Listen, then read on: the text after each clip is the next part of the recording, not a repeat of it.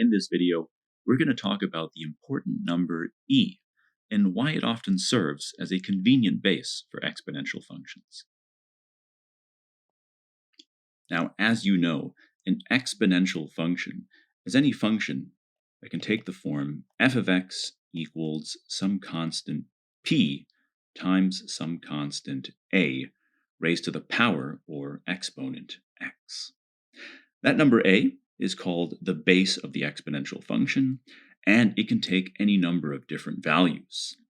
If, for example, a is equal to the number 2, then our function would describe a quantity that doubles every time x increases by 1 unit. If a is equal to 10, the basis of our decimal number system, then our function would describe something that increases by a factor of 10 every unit. And if a is equal to, let's say, 1/3, then our function would describe something that decreases by 2/3 every time x increases 1 unit. Many different bases can be used for exponential functions, but it turns out that there is one base in particular that is often favored by mathematicians, scientists, and economists. It's a special number typically denoted by the letter e. So what is the number e actually equal to? Well, here is the beginning of its decimal expansion. And you may be thinking to yourself, hang on, that doesn't look like a very convenient number. In fact, the digits of the number e, just like the digits of the number pi, go on forever and never repeat. Nevertheless, there's a very good reason why this at first glance complicated-looking number is actually of fundamental importance. Let's understand why. We're going to do a thought experiment. We're going to start off with a very simple question. Let's imagine that you take exactly $1 and place it into an account that offers you a 100% annual interest rate. Then how much money will you have after 1 year? It's not hard to see that after 1 year, your money is going to double. So you will have $2 in the bank. Now let's ask a more interesting question. Suppose you once again place $1 into an account with a 100% annual interest rate, but that this time the bank offers to compound the interest twice. And to be clear, what that means is that the 100% interest rate will actually get split into 2 installments of 50% interest, so that you would first have 50% applied to your dollar, and then another 50% interest applied to that over the course of 1 year. How much money would you have after 1 year then? See if you can take a minute to figure it out.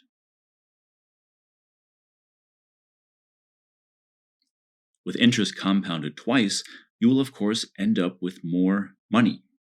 To be precise, that $1 that initially gets put in the bank will be increased by 50%, which is the same as multiplying it by 1.5, and then increased by 50% again. So we'll actually want to multiply by 1.5 twice, or 1.5 squared. And that ends up being $2.25. But why stop there? What if that 100% annual interest rate is compounded 3 times instead of 2? What that would mean is that the 100% gets split into 3 equal installments of 33 1/3% interest, which are applied successively to your initial investment of $1. How much money do you think you would have in your bank account at the end of 1 year then? Once again, see if you can work out the answer. With interest compounded 3 times, you would have even more money than before. Let's take a look at the computation. We would begin with our investment of $1 and then increase it by 33 1/3%, which is the same as multiplying by 1.3 repeating. We would then increase our dollar by 33 1/3% again, and then a third time, So all in all, we would multiply that $1 by 1.3 repeating 3 times. And that, rounded to the nearest penny, would give us about $2.37 in the bank. The obvious question is, what happens if we keep compounding that interest? What if we compound it 4 times, or 5 times, or 50 times? How much money will we end up with in the bank? It turns out that there is a pattern at work here, so let's pause to understand what it is. In the left column, we're going to indicate how many times we compound that 100% annual interest rate. And in the column on the right, we're going to indicate how much money we have after 1 year. We already said that if we compound interest just once, then we'll end up with $2. And we're going to write the number 2 in sort of a pedantic way here. We're going to say that we take that initial dollar and multiply it by 2. And 2 is the same as 1 plus 1 raised to the power 1. Okay. If we compound interest twice, then as we saw, we'll want to take our dollar and increase it by 50% twice. Well, that's the same as multiplying by 1.5. That's 1 plus 1/2 twice. And if we do that, then after 1 year, we end up with $2.25 in the bank. We said that if we compound interest 3 times, then we'll want to take our dollar and multiply it by 1.3 repeating. That's 1 1/3 3 times.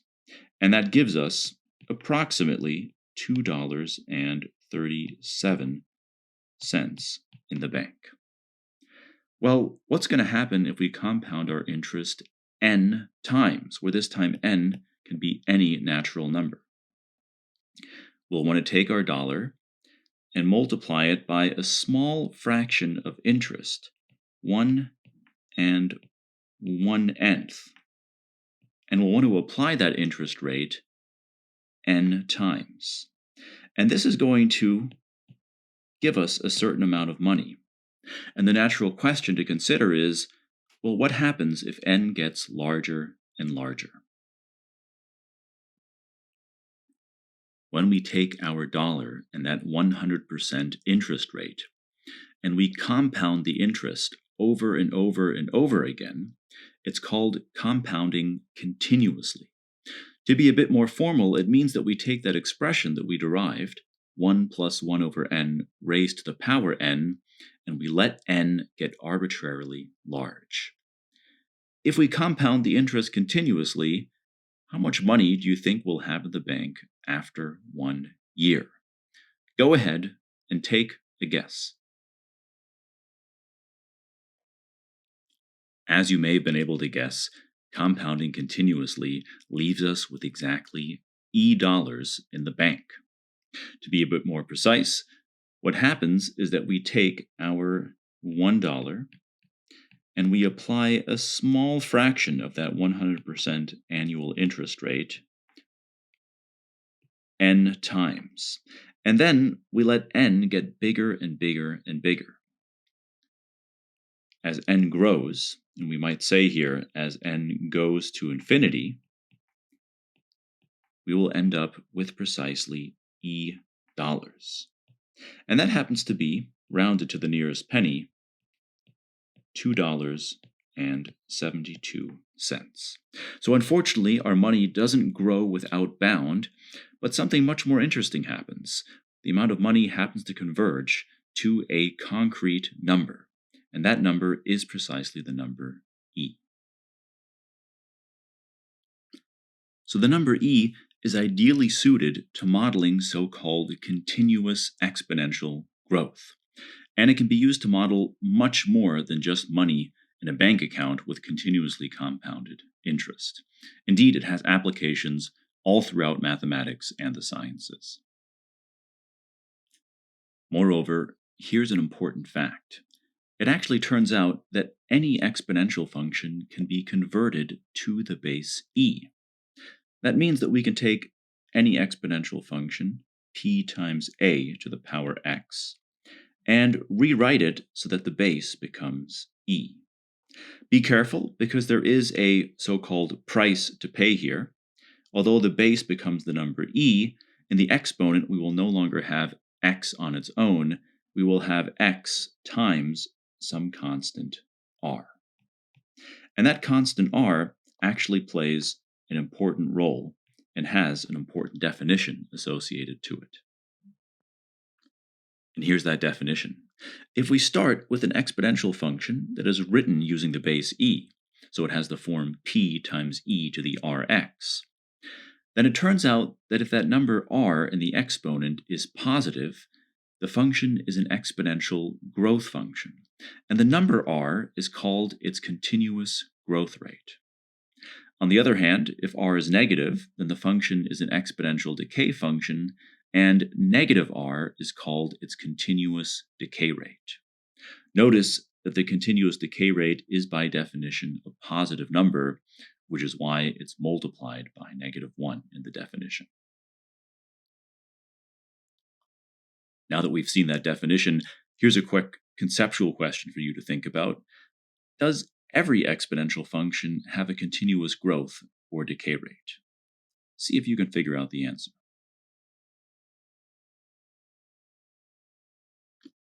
So the answer is a resounding yes.